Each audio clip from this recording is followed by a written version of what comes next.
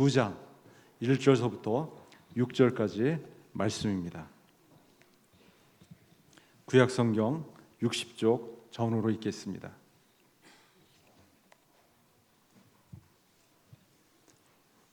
창세기 39장 1절에서 6절까지 말씀, 우리 다 같이 한 목소리로 함께 합독하도록 하겠습니다. 요셉이 이끌려 애굽에 내려가매 바로의 신하 치위대장 애굽 사람 보디발이 그를 그리로 데려간 이스라엘 사람의 손에서 요셉을 산이라. 여호와께서 요셉과 함께 하심으로 그가 형통한 자가 되어 그의 주인 애굽 사람의 집에 있으니 그의 주인이 여호와께서 그와 함께 하심을 보며 또 여호와께서 그의 범사에 형통하게 하심을 보았더라. 요셉이 그의 주인에게 은혜를 입어 섬김에 그가 요셉을 가정 총무로 삼고 자기의 소유를 다 그의 손에 위탁하니 그가 요셉에게 자기의 집과 그의 모든 소유물을 주관하게 한 때부터 여호와께서 요셉을 위하여 그 애굽 사람의 집에 복을 내리심으로 여호와의 복이 그의 집과 밭에 있는 모든 소유에 미친지라. 주인이 그의 소유를 다 요셉의 손에 위탁하고 자기가 먹는 음식 외에는 간섭하지 아니하였더라. 요셉은 용모가 빼어나고 아름다웠더라. 아멘. 우리 마지막 우리 목사님 나오셔서 축복이라는 말씀의 제목으로 귀한 말씀을 전해주시겠습니다.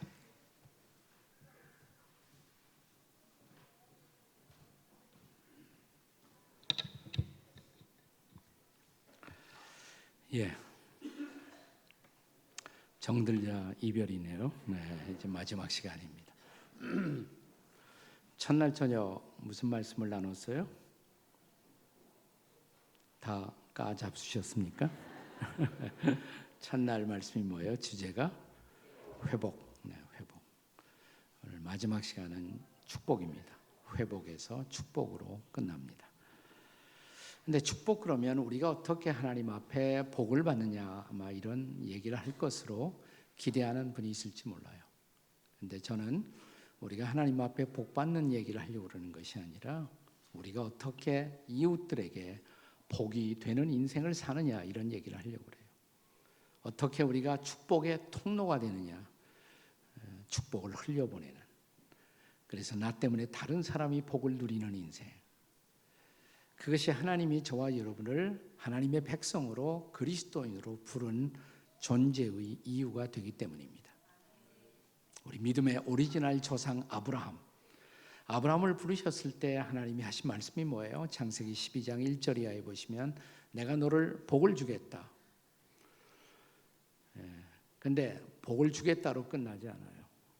너는 복의 근원이 되어야 된다. 근데 복의 근원이 된다는 말이 쉬우면서도 어려워요. 우리가 개역 개정판에 보면 복의 근원이라는 단어를 빠뜨렸습니다. 없습니다. 원문에도 없습니다. 복의 근원, 그러니까 알쏭달쏭해요. 뭘 의미하는지. 그러면 개역 개정판에는 어떻게 번역했냐면 네가 복이 되어주리라 그랬어요. 복이 되어주리라. 그러니까 복이 되어주는 인생, 나 때문에 다른 사람들이 복을 누리는 인생, 그것이 하나님의 백성의 존재 이유, 그리스도인들의 존재 이유가 된 것입니다. 자, 아브라함의 후손 가운데 그런 인생을 살았던 대표적인 사람이 누구냐면 요셉이에요. 요셉. 자, 오늘 함께 읽은 본문 창세기 39장 우리 5절을 한 번 더 읽겠습니다. 5절 말씀. 다 같이 읽어요. 5절 시작.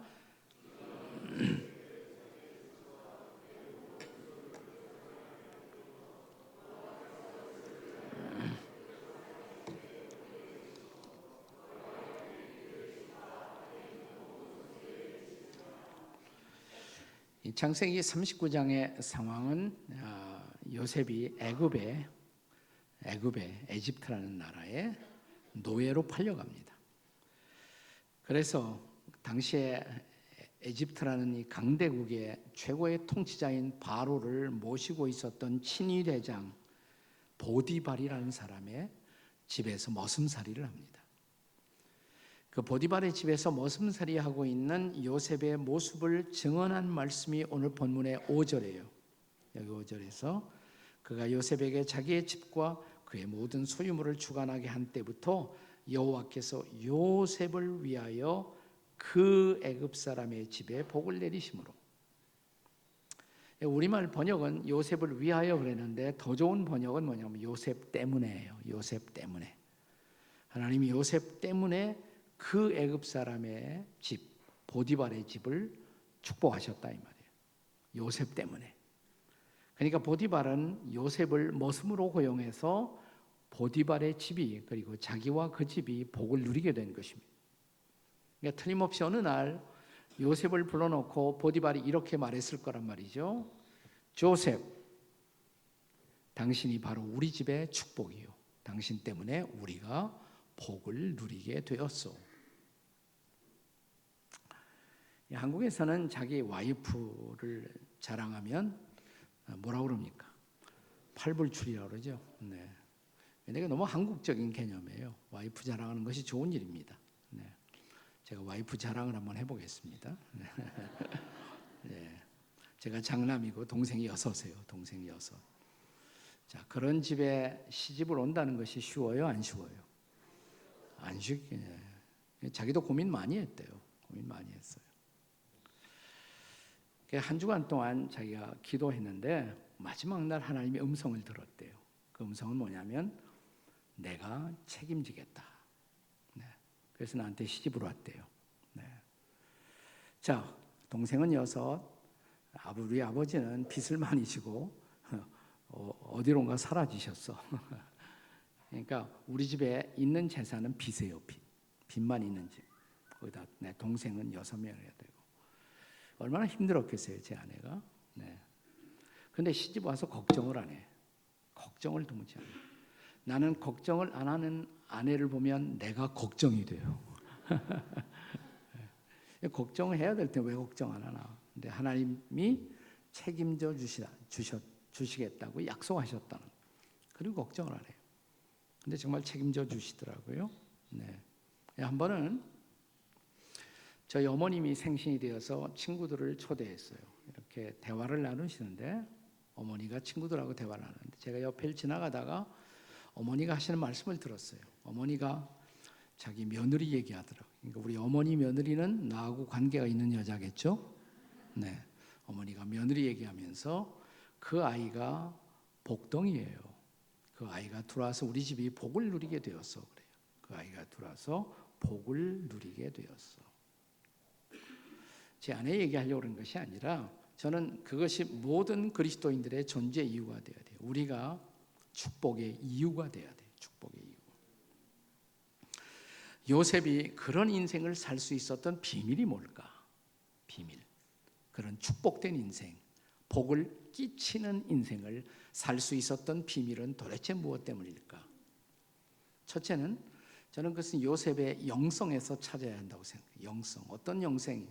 하나님과 함께함의 영성. 한번 따라서 하세요. 하나님과 함께함의 영성. 옆에 사람 쳐다보시고 그런 영성을 사모하십시다. 시작.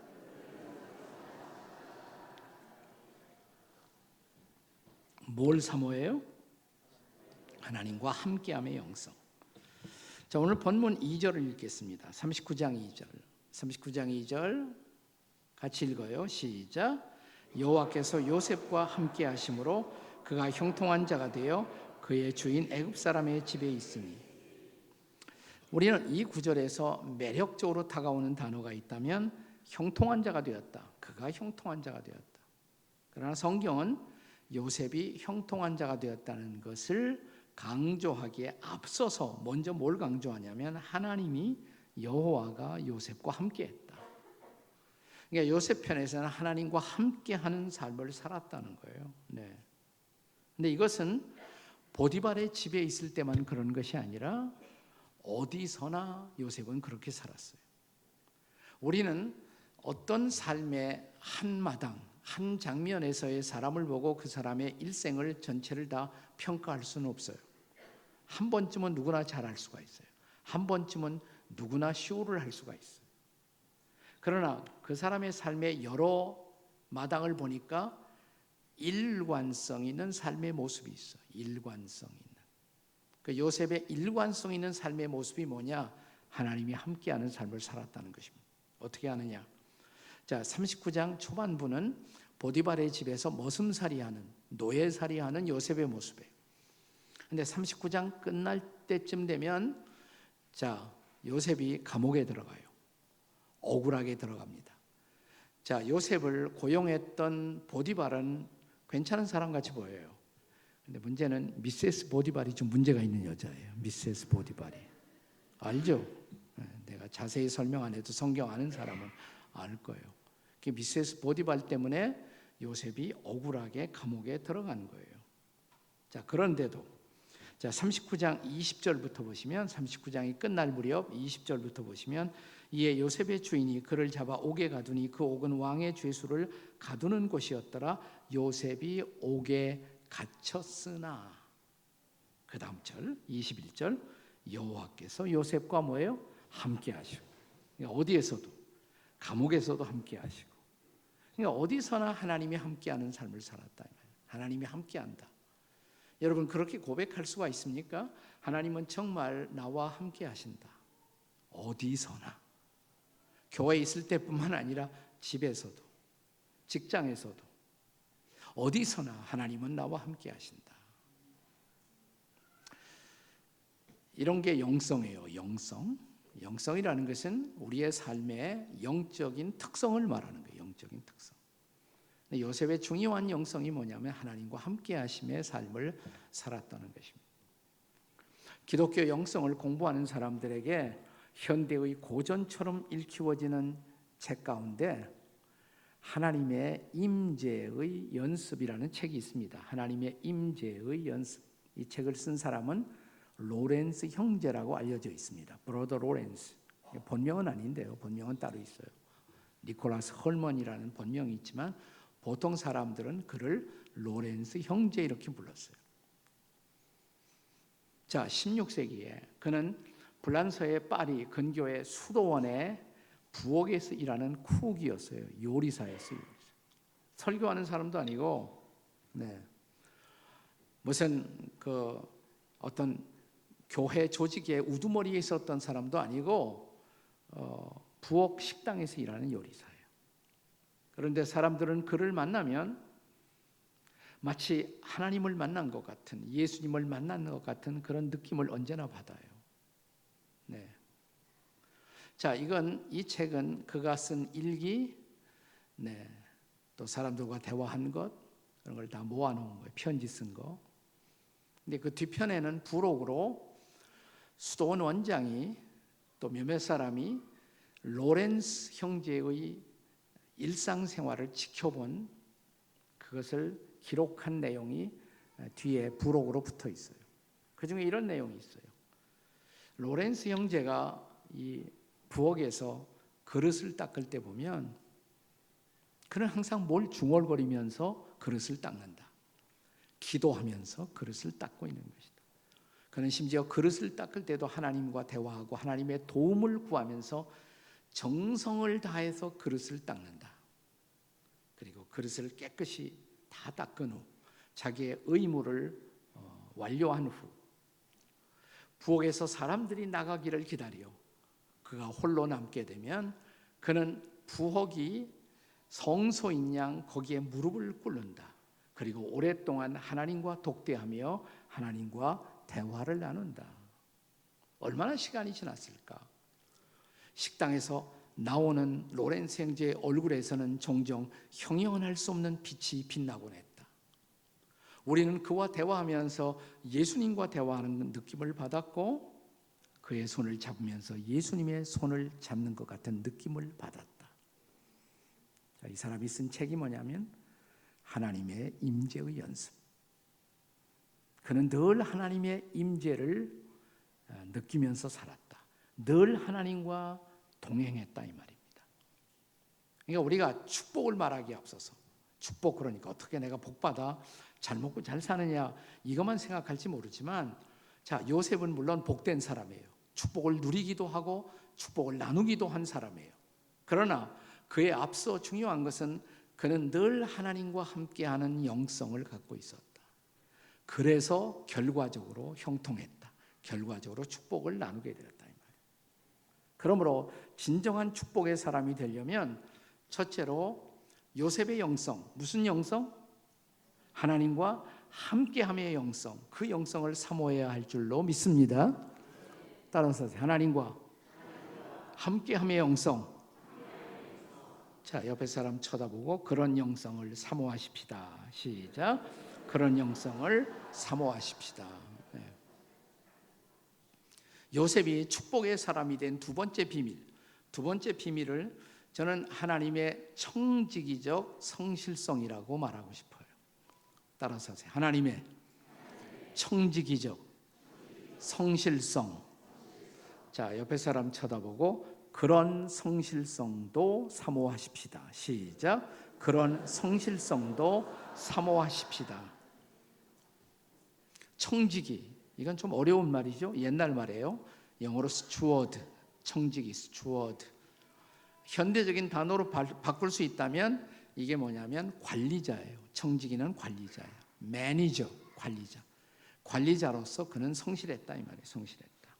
어떻게 하느냐?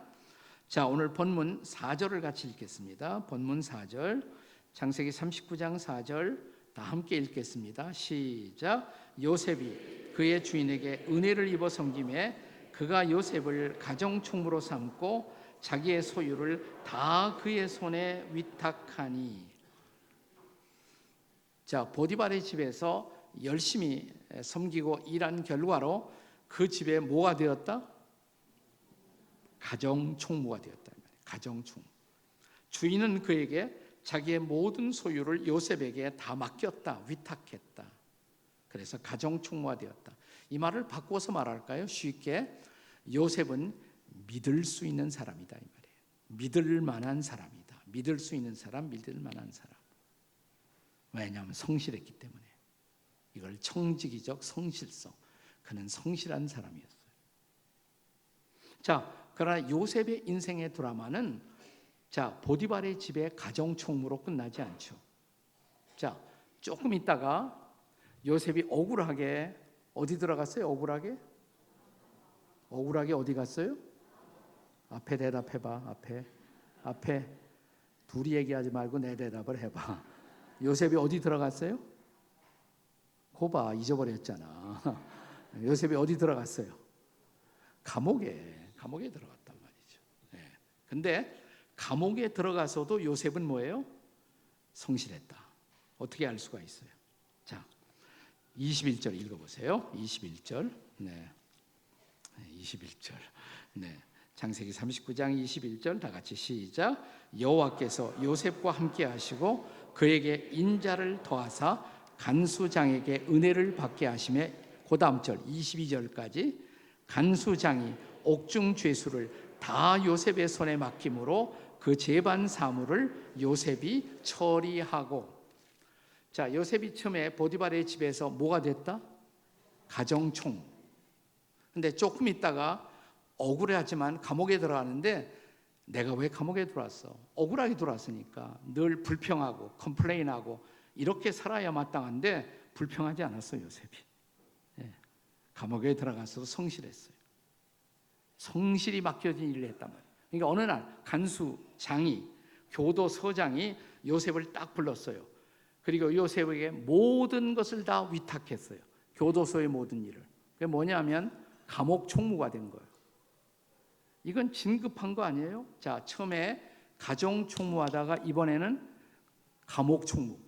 가정보다는 감옥이 스케일이 크잖아요. 훨씬 더 스케일이. 예, 감옥 총무가 됐어요. 자, 근데 요셉의 드라마는 거기서도 끝나지 않아요. 자, 감옥에 들어갔는데 거기에 장관 두 사람이 들어와.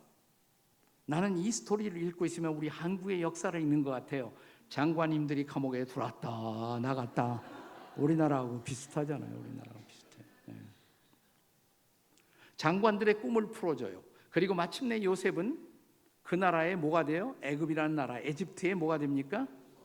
국무총리, 그건 나라 총무가 된 거예요. 나라 총무. 잘 들으세요. 처음에 가정 총무하다가 그 다음에 감옥 총무하다가 이번엔 뭐가 됐어요? 나라 총무, 한 나라의 총무, 총리가 됐단 말이에요. 총리. 우리는 요셉이 총리가 되었다, 뭐 정치적으로 높은 자리에 올라갔다, 그걸 자꾸 생각하고 높이 평가할지 모르지만 제가 하려고 하는 얘기는 그게 아니에요. 물론 총리가 됐어요. 그러나 총리 되기 전에 요셉의 인생은 어디서 시작했어요? 보디발의 집에서 뭐 했습니까? 가정총무. 자, 가정총무로서 요셉이 그때 한 일은 뭘까요?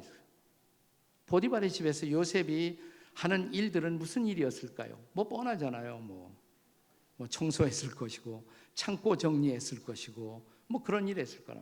근데 내가 시시하게 이런 일 할 사람이야 라고 말하지 않고 그 일에 뭐예요? 성실했다. 작은 일에 성실했다. 그랬더니 마침내 총리도 되었다. 이게 중요한 거예요. 성경적으로 말하면 자, 작은 일에 충성된 자는 큰 일에도 충성되다. 여러분, 탈란트의 비유 생각나죠? 탈란트의 비유. 자, 주인이 먼 나라로 가면서 자기 종들을 불러서 한 종에게는 몇 달란트? 5달란트. 한 종에게는 2달란트. 한 종에게는 1달란트를 맡기고 떠났어요. 이거 가지고 잘 관리하라고. 돌아왔어요, 주인이. 자, 5달란트 받은 사람이 얼마 남겼어요? 5달란트를. 2달란트 받은 사람이 얼마 남겼어요? 2달란트를. 근데 1달란트 받은 사람은 1달란트마저 잃어버릴까봐 땅 속에 파묻어 두었어요. 주인이 돌아왔습니다. 결산을 합니다.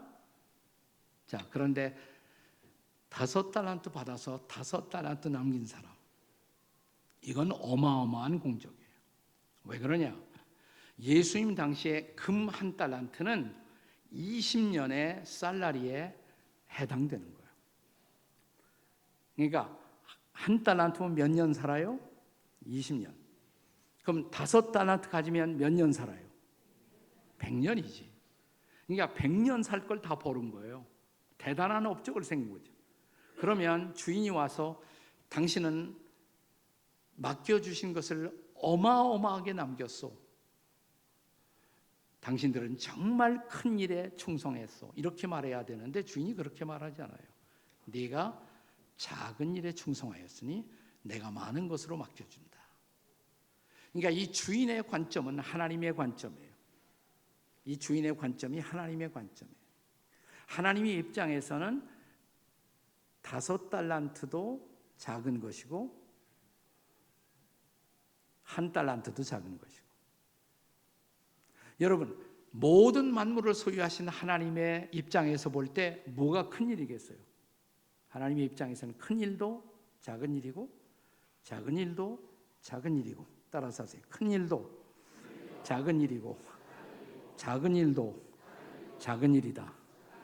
그러니까 중요한 것은 뭐냐? 큰 일이냐 작은 일이냐, 이게 중요한 것이 아니라 맡겨주신 것 앞에 내가 얼마나 성실하느냐, 충성되냐, 이게 중요한 것이지 큰 것이냐 작은 것이냐 이것은 하나도 중요하지 않다 이 말이에요. 한국 사람들은 큰 일 맡겨주면 아주 신바람이 나요. 이거 큰 일이다. 작은 일 맡기면 내가 뭐 그런 시시한 일을 할 사람이에요. 근데 하나님이 보시기에 시시한 일은 없다 이 말이지. 하나님이 보기엔 모든 일이 소중한 일이에요. 모든 일이 소중. 네. 자, 우리 교회에서도요, 뭐 여러 가지 일을 많이 하게 되잖아요. 근데 식당에서 일하고 이런 것들은 시시하게 우리가 생각할 수도 있어요. 그리고 뭐 선교 나간다 그러면, 선교한다 그러면 그건 위대한 일로 생각하고. 그러니까 교인들의 생각을 좀 바꿔야겠다. 어떻게 하면 좋을까? 근데 제 와이프가 아이디어가 생겼대. 아이디어가 어느 날 부엌에 갔다가 큰 간판을 제 아내가 써서 붙였어요.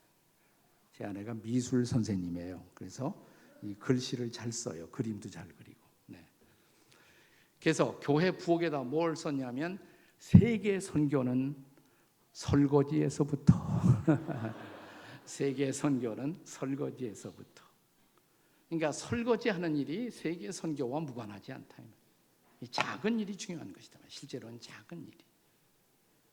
이 작은 일에 충성할 때 큰 일도 감당할 수 있다.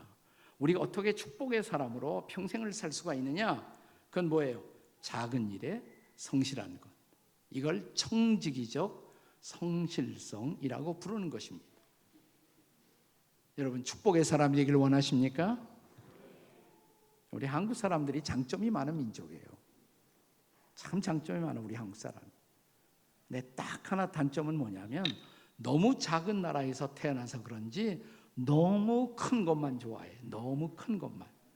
한국 사람들이 큰 것을 얼마나 좋아합니까? 우리나라 국호부터 나라 이름부터 얼마나 대단합니까?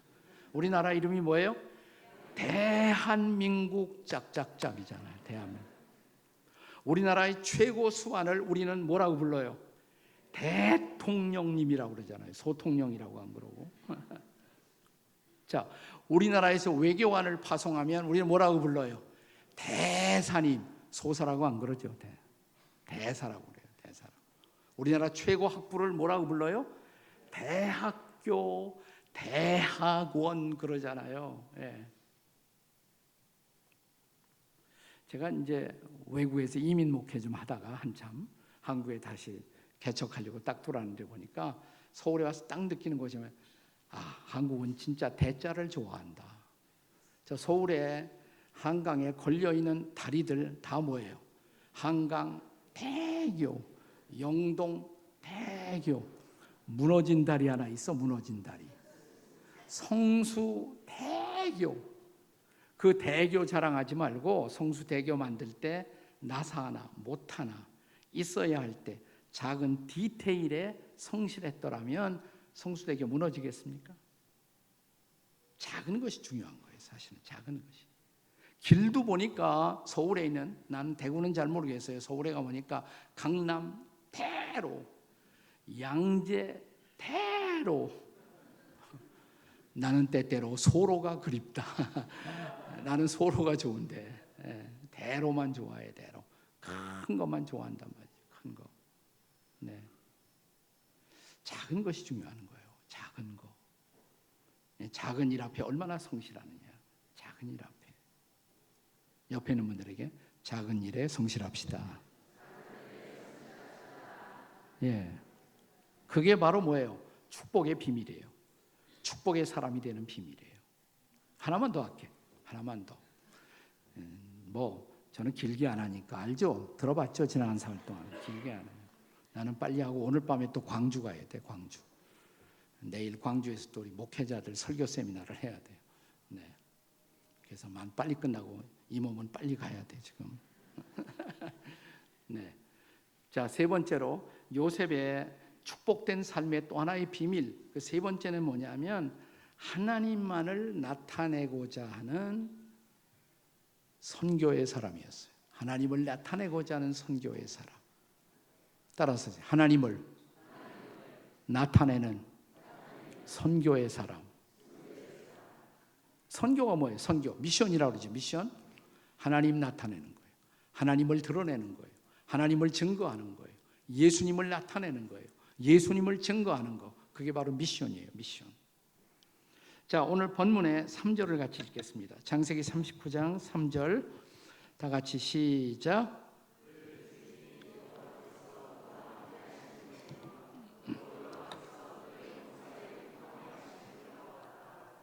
그 3절에 보았더라는 단어가 두 번 나와. 보았더라. 그의 주인이 보디발이죠. 요셉의 주인 보디발이 여호와께서 그와 함께 하심을, 요셉과 함께 하심을 뭐예요? 보았다. 또 여호와께서 그의 범사에 형통하게 하심을 보았다.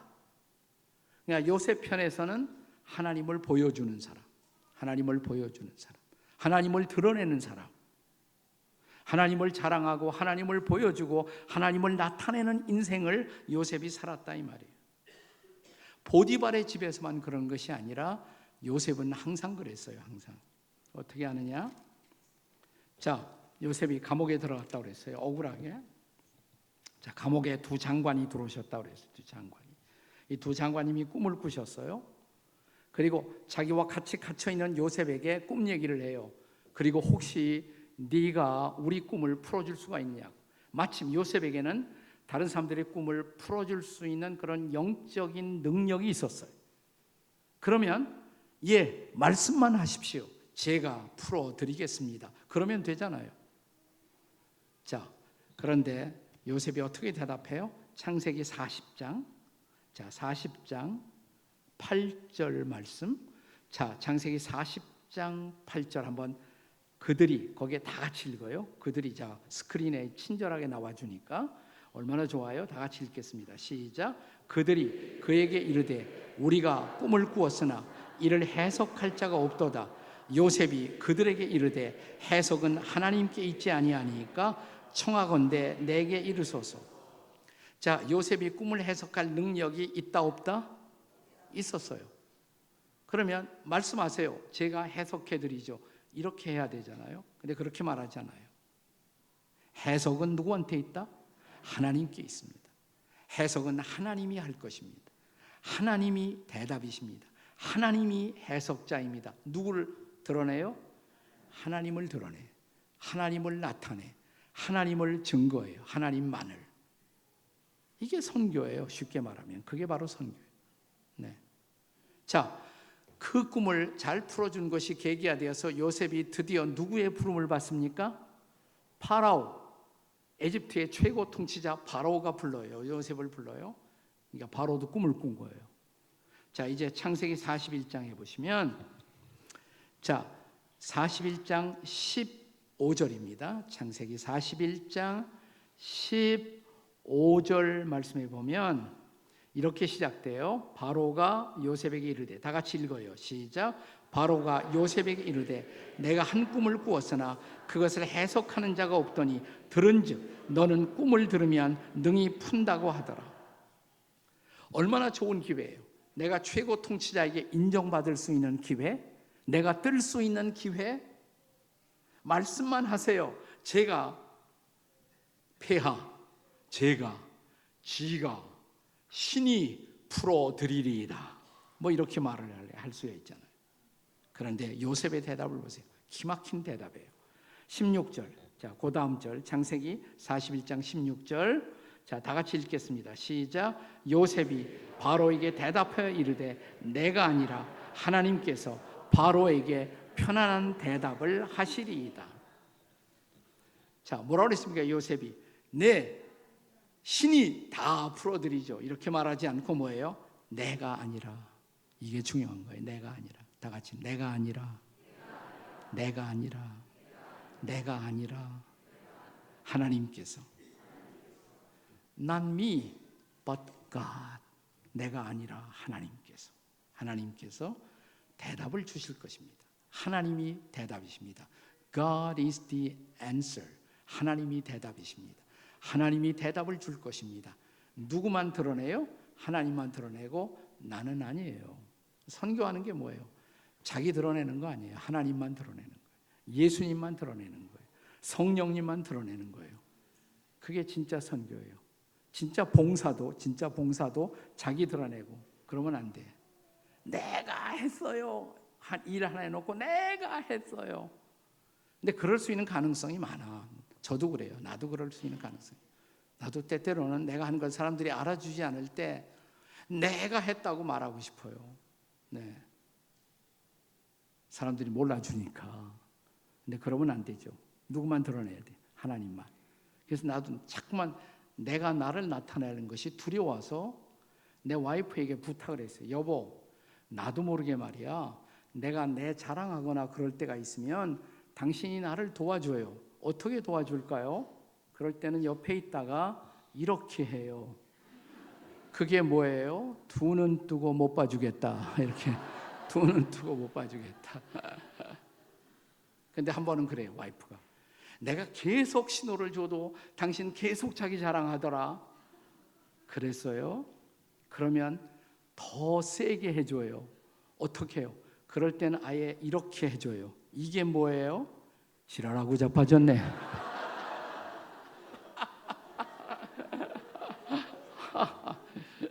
다 같이 한번 해봐요. 다 같이. 한번 해봐. 설교 끝나고 이것만 남을까봐 나 걱정이네. 이것만 생각할까봐 걱정이에요.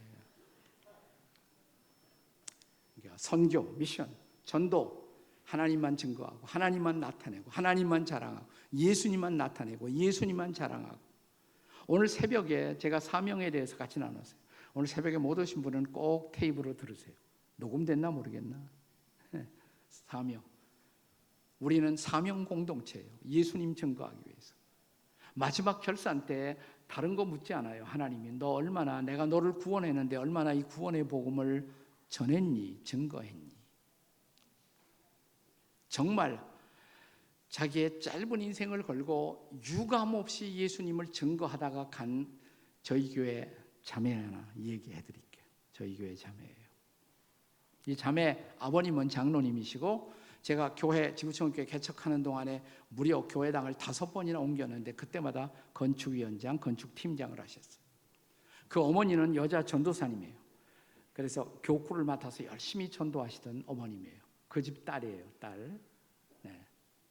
유자, 석자, 경자 그 집 딸인데 석병자매인데. 그러니까 우리 교회에서 중등부, 고등부 나오고 대학부 들어가고 서울대학 들어갔어요. 서울대학. 불문과 갔어요. 불문과. 서울대 졸업하고 나서 학원 강사가 됐어요. 스타 강사가 됐습니다. 아주 명스타 강사가 됐어요. 우리 교회 스타 강사가 몇 사람 돼요. 설민석도 우리 교회 교인이에요. 역사하는 설민석도. 이 자매도 설민석 형제 못지않은 스타 강사였어요. 아주 열심히 그렇게 학원 강사를 했어요. 인기도 많았고 돈도 꽤 벌었어요. 근데 어느 날 청년 회원들이 저희 교회에서 하는 전도 폭발 훈련을 받았어요. 전도 폭발 훈련. 훈련 받고 깜짝 놀랐대 자기가. 전도가 이렇게 쉬운데, 전도가 이렇게 보람 있는데 그동안 나는 전도 한 번도 못하고 살았구나.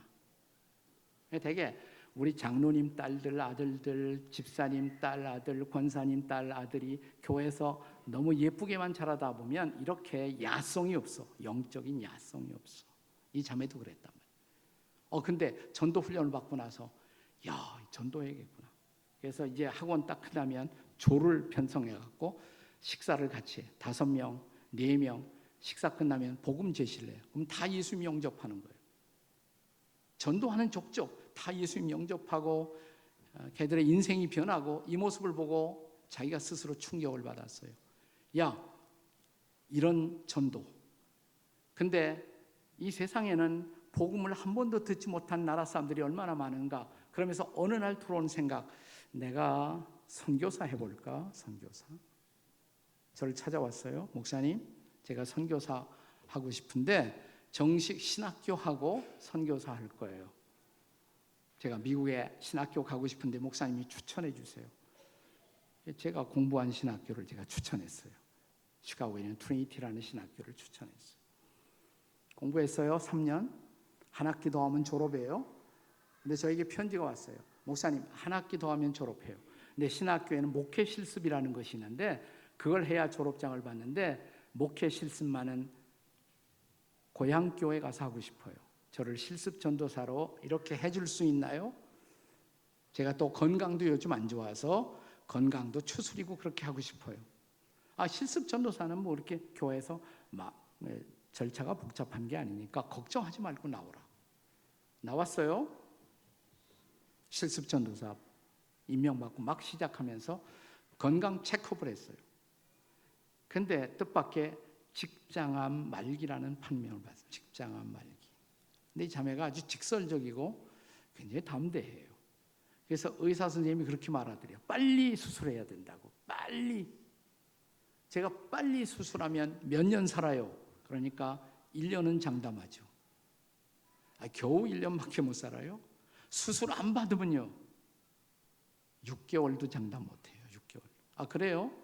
그러면 저 결정했어요. 선생님, 저 수술 안 받아요. 그리고 내 삶이 얼마 남아있든 그동안에 할 일이 있어요. 내 하나님과 내가 마저 했던 약속이 있는데 전도의 숙제 끝내고 하나님 앞에 가고 싶어요. 의사 선생님, 질문 하나 있어요. 선생님도 언젠가는 돌아가실 텐데 돌아가시면 천국은 있던가 없던가 둘 중에 하나인데, 천국이 만약 있다면 의사 선생님 천국에 갈 수 있나요? 의사 선생님에게 전도 시작한 거예요. 그래서 전국을 돌아다녀요. 근데 놀라운 일이 벌어져요. 이 자매를 청년회에 초청하면 그 청년회가 뒤집어져. 주일학교에서 초청하면 주일학교 선생님들이 뒤집어져요. 이 자매가 가는 곳마다, 간증하는 곳마다 변화가 일어나요. 긴 얘기 짧게 줄인다면, 의사 선생님이 수술해도 1년도 못 산다고 그러는데 3년을 살았어요. 3년을. 그리고 재작년 봄에 세상을 떠났어요. 제가 떠나기 한 달 전에 방문을 했는데 목사님 바쁜데 왜 오셨어요? 저 걱정하지 마세요. 저요, 지난 3년을 30년처럼 살았어요. 제가 전도하고 싶은 사람 다 찾아갔고 다 전도했어요. 저요, 빨리 예수님 만나서 제가 전도한 자랑 좀 하고 싶어요. 걱정하지 마세요, 목사님. 나는 이 자매의 얘기를 직접 육성으로 한번 들려드리고 싶어요. 유석경 전도사, 이 자매의 간증 스토리가 책으로도 나왔어요. 하나님 당신을 오해했습니다. 거의 1년 동안 기독교 도서 베스트셀러가 되기도 했어요. 들어보시죠, 한번.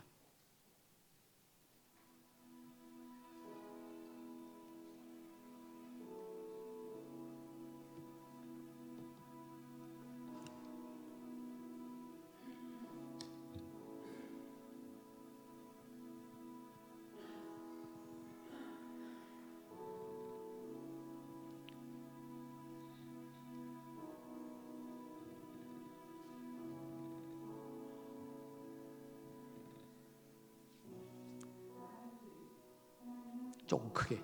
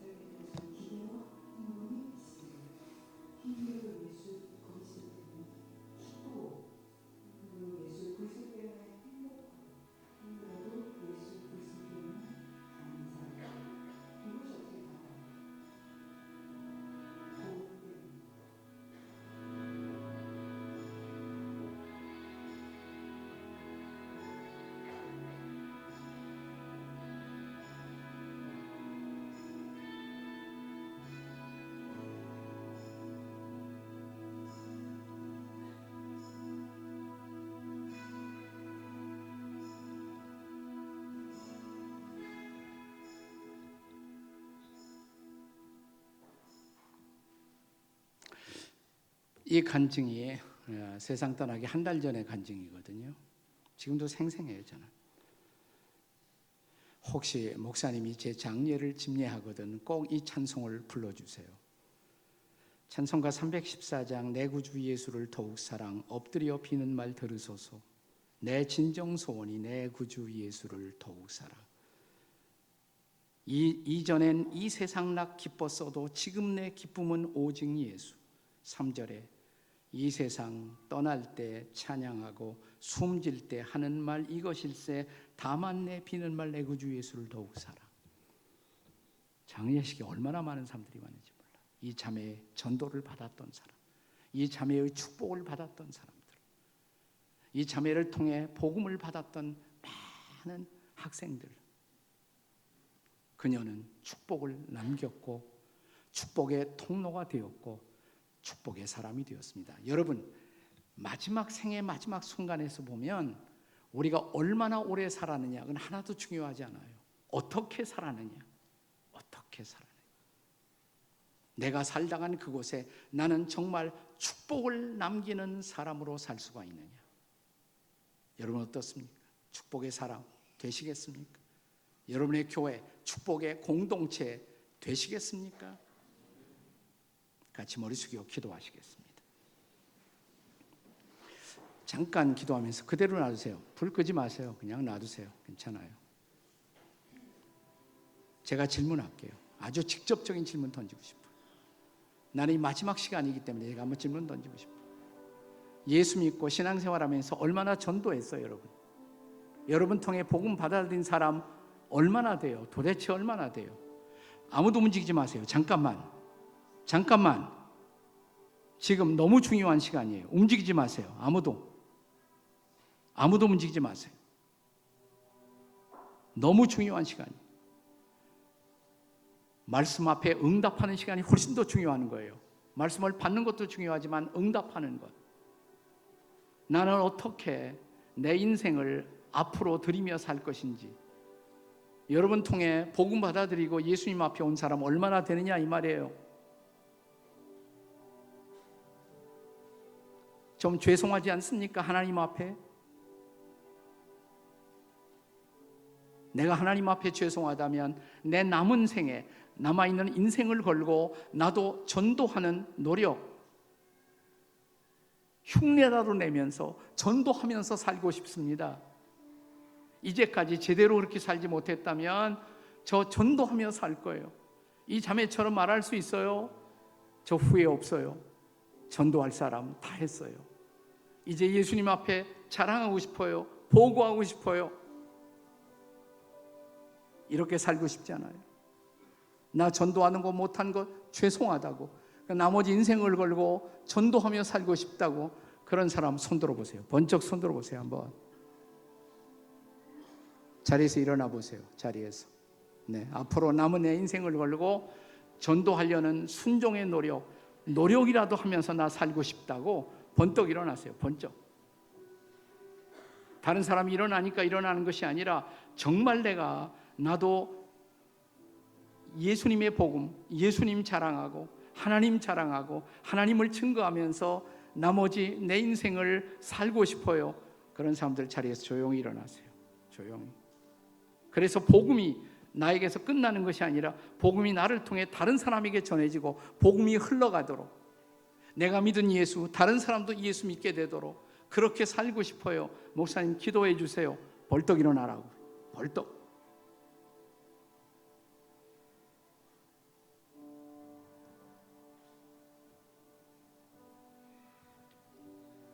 다른 사람이 일어나니까 일어날 필요는 없어요. 하나님 앞에서 여러분의 정직한 결단입니다. 나는 이 교회에 이만한 사람들이 하나님 앞에 결단하고 자신을 드린다면 여러분의 교회는 위대한 교회가 될 거예요. 하나님이 쓰실 거예요. 앞으로 놀라운 일이 벌어질 거예요. 오늘 일어선 여러분들을 담임 목사님이 나오셔서 이제 축복의 기도를 해주시겠습니다. 여러분이 정말 축복의 사람이 되고 선교의 사람이 되고 전도의 사람이 되어 이웃들에게 복음이 전해지도록 여러분의 담임 목사님께서 축복의 기도를 하시겠습니다. 하나님 아버지 앞에 다시 한번 말씀 앞에 믿음의 결단을 내립니다. 말씀을 받고 이제 이후로부터 회복자가 되겠습니다. 치료자가 되겠습니다. 믿음의 성숙자가 되겠습니다.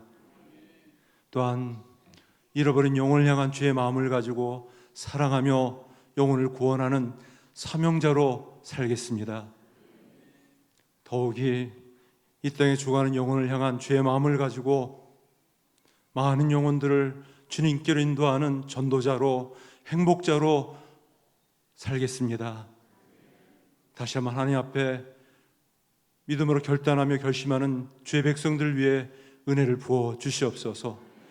그 결단과 결심이 하나님께서 성령으로 기름 부어 주시어서 주의 교회를 통하여 더욱 땅끝까지 전도와 선교의 사명을 감당하는 교회로 더욱 사용되어 줄 수 있도록 붙잡아 주시옵소서.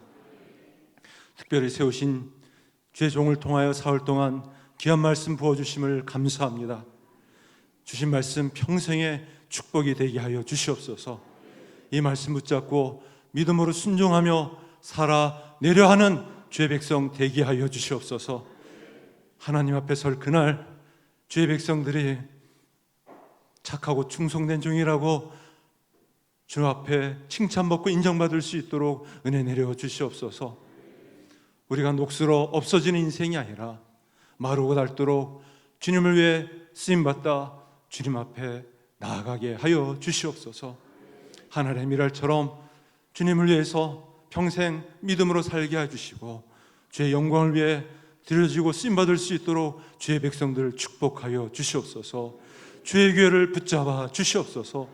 세우신 주의 종을 더 강하게 붙잡아 주시어서 더 이 귀한 복음적 사명을 끝까지 감당할 수 있도록 신원을 강건하게 해주시고 성령으로 충만케 하여 주시옵소서. 예수님의 이름으로 기도드리옵나이다. 아멘. 네, 그 자리에 앉아주시기 바랍니다.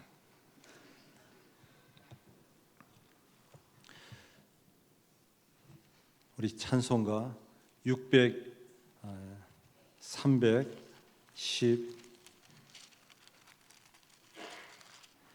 314장 1절과 2절 우리 다 같이 찬양하면서 헌금하시고요.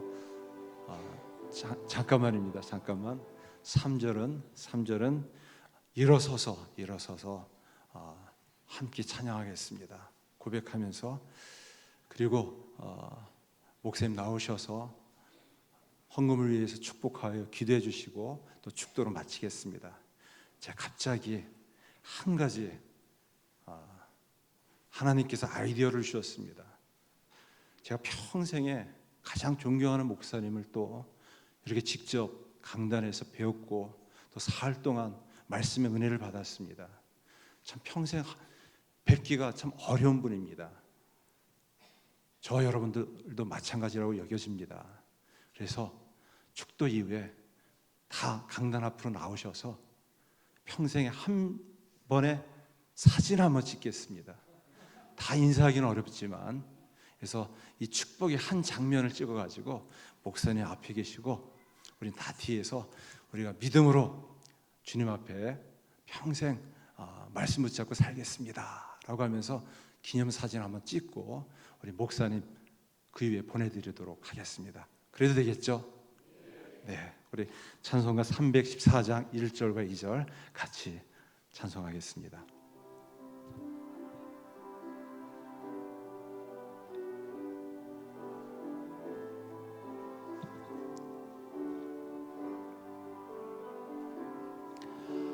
내 구주 예수를 더욱 사랑 엎드려 비는 말 들으소서. 내 진정 소원이 내 구주 예수를 더욱 사랑 더욱 사랑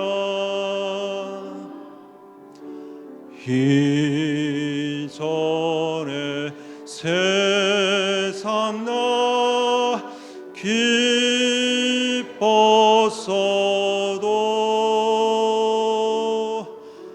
지금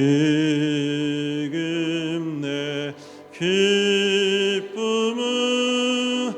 오직 예수. 다만 내 비는 말 내 구주 예수를 더욱 사랑 더욱 사랑.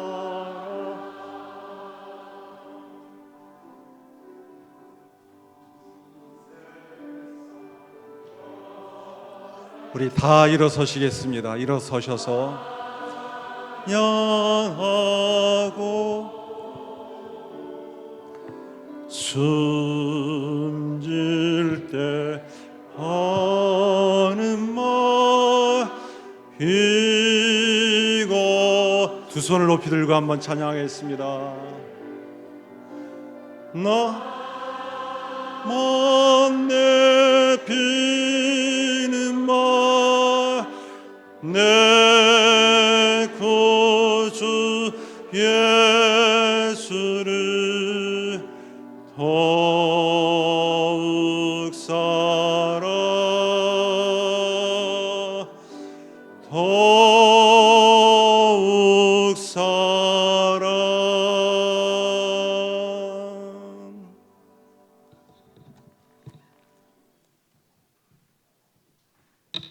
우리의 사랑을 드립니다. 우리의 감사를 드립니다. 아니, 우리의 남은 일생을 드립니다. 우리의 삶이 주님의 축복의 통로가 되게 하시고 축복의 도구가 되는 우리의 존재가 되게 하옵소서. 나를 통해 더 많은 사람들이 예수님 알게 하시고 나를 통해 더 많은 사람들이 하나님의 사랑과 은혜를 누리게 도와 주시옵소서. 이제는 우리 주 예수 그리스도의 구원의 은총과 하나님 아버지의 무한하신 사랑과 성령의 놀라우신 은혜가 대구 신원교회 또 귀한 당신의 백성들의 공동체 가운데 이제와 영원토록 축복의 공동체로 계속 쓰임받을 수 있도록 도와주시기를, 성령께서 그렇게 일하시기를 간절히 축원하옵나이다. 아멘.